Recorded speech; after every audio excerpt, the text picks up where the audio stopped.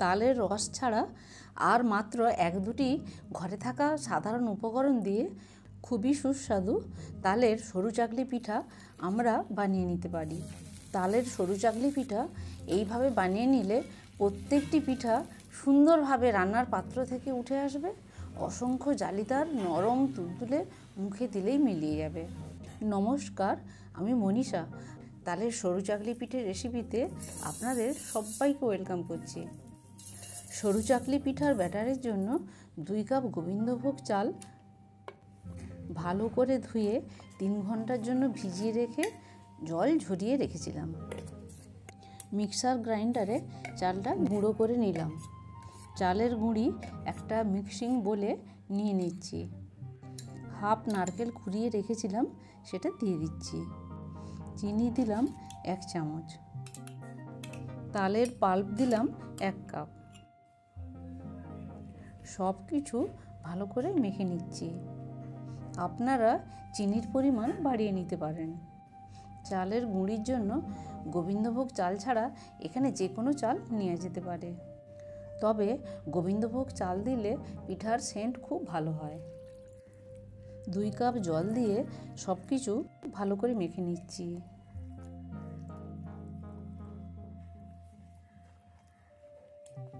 তালের রসে নুন দেওয়া আছে, এখানে আর নুন দিলাম না।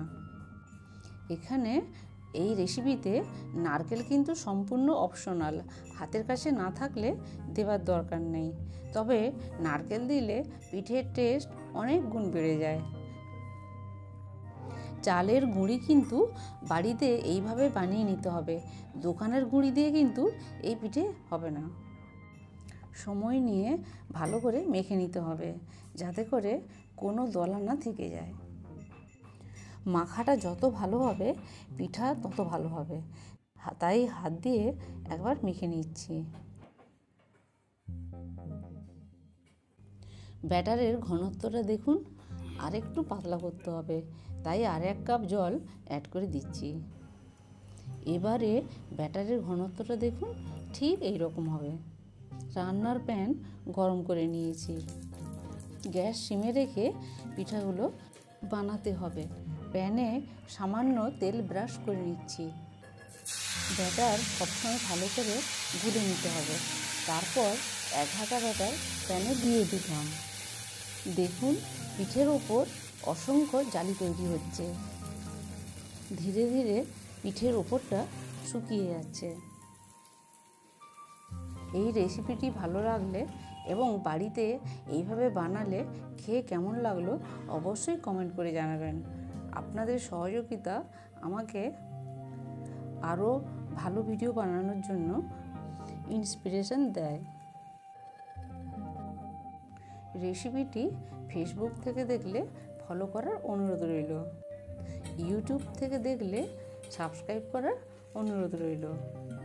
পাশে থাকা বেল আইকনে ক্লিক করে অল অপশনটি সিলেক্ট করে রাখুন, যাতে করে আমার নতুন রেসিপির নোটিফিকেশন সবার আগে পাওয়ার জন্য।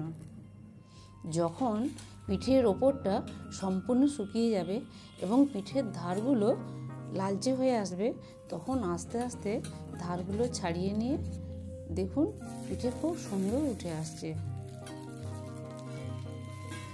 ভাঁজ করে এবার তুলে নিচ্ছি।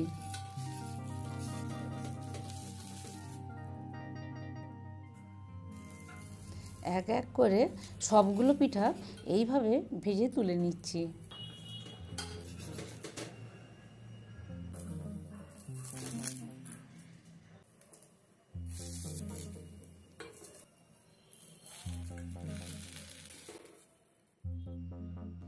এই পিঠা গুড় দিয়ে বা দুধ দিয়েও খেতে খুব ভালো লাগে, যে কোনো চাটনির সঙ্গেও খেতে খুব ভালো লাগে।